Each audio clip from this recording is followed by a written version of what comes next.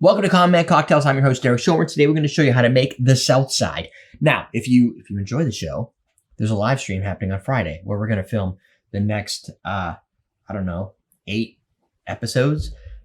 Me, Ian, and maybe Dan. I'm not 100% on that yet, but if you're looking for that, that's like 3 days away or something like that. So the Chicago Southside, this is a drink that was a 1920s, 1930s era drink.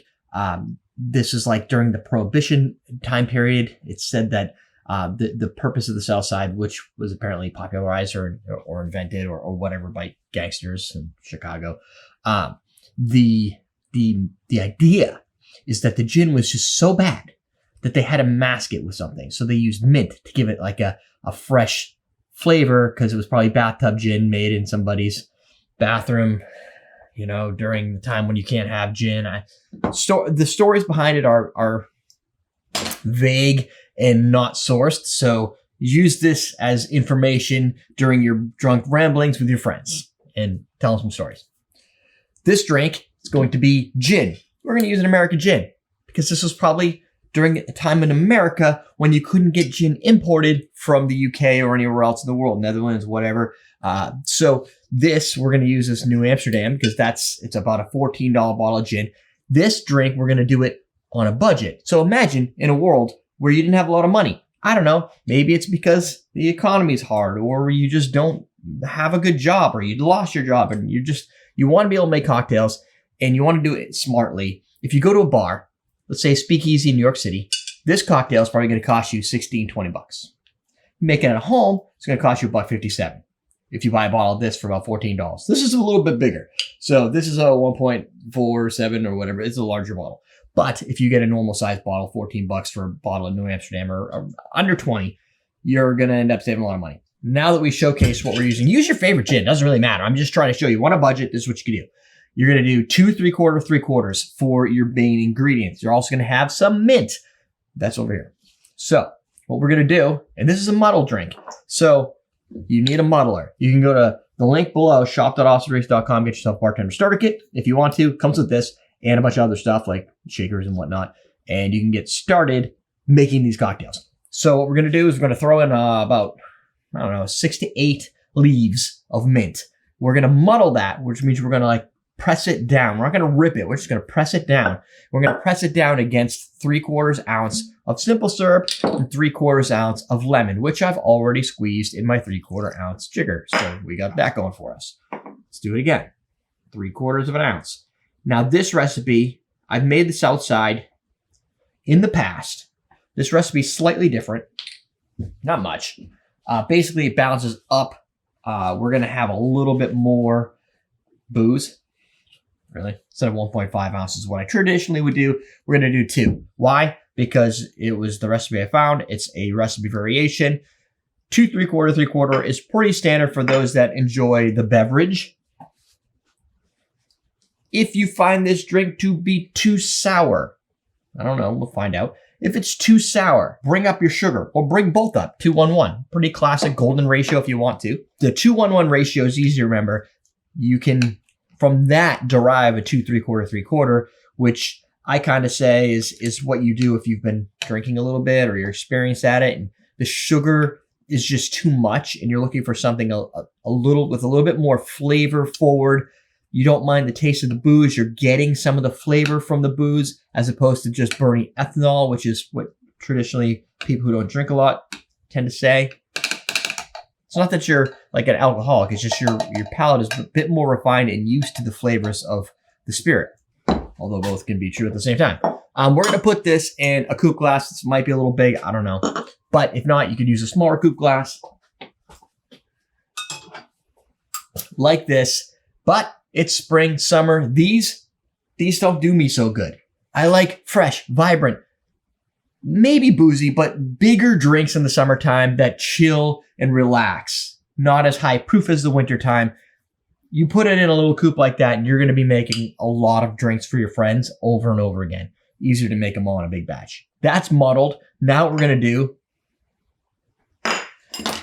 we're going to layer on top of that 2 ounces of the gin. American gin probably work great in this, but you could use a juniper forward gin. And if you're like, what's the difference between an American and I don't know, like a Beefeater, a London Dry, if you will. Whoa, I got another bottle. So this would be the one that you get. That would be like $14. Nice. That was what I was looking for. I was looking for some other gin recommendations. Bombay Sapphire. Those gins tend to have a lot more juniper forward, herbal forward, where an American gin tends to have a little bit more citrus forward. It's lighter and refreshing, which works great when you're bringing in the mint. So what we have here is like a little sugary, sour mint water. We're going to add our gin to it. Now we're going to go pretty liberal on our ice. About 3/4 full. We got our bev. Lastly, if you end up at shop.awesomedrinks.com and you get yourself bartender starter kit, you can add on to that. This is a double strainer or a tea strainer. Why would you need that? I'll show you in a second. Let's shake it up. Let's go 12 to 15 seconds. Now, what we have, during that shake, we've also helped bring that mint in.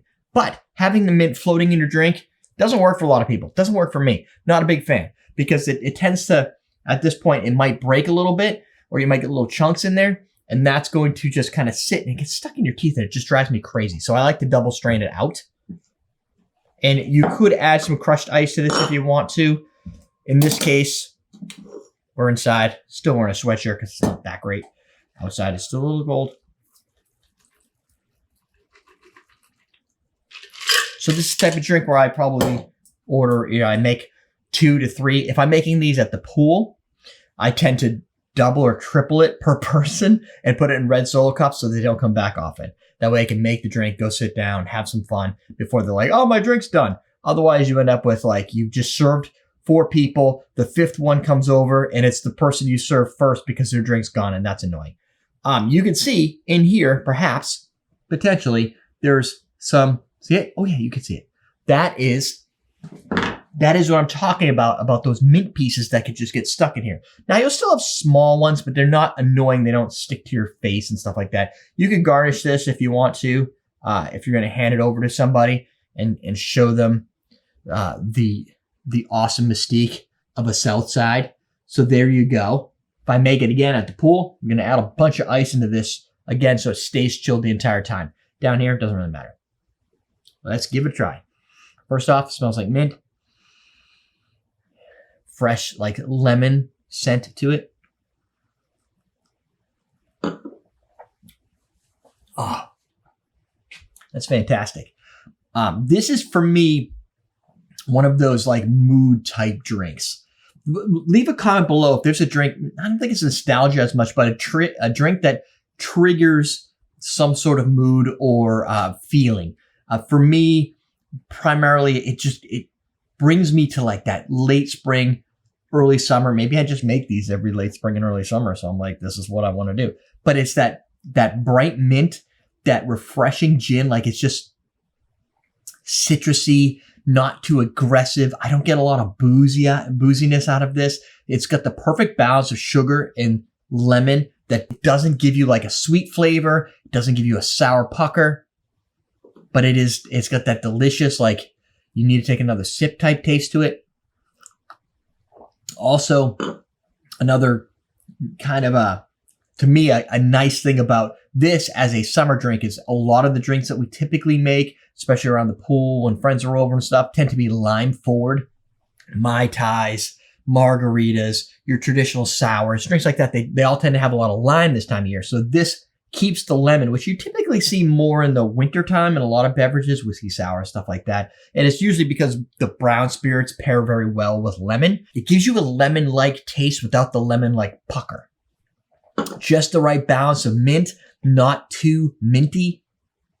Also, I like this better than a lot of other mint-based drinks like the mojitos, which tend to bring in the club soda, which really dilute and come down almost like a mint water. And yeah, I guess there's rum in there. But this, my friends, this is a Southside that will cost you $1.57 to make at home.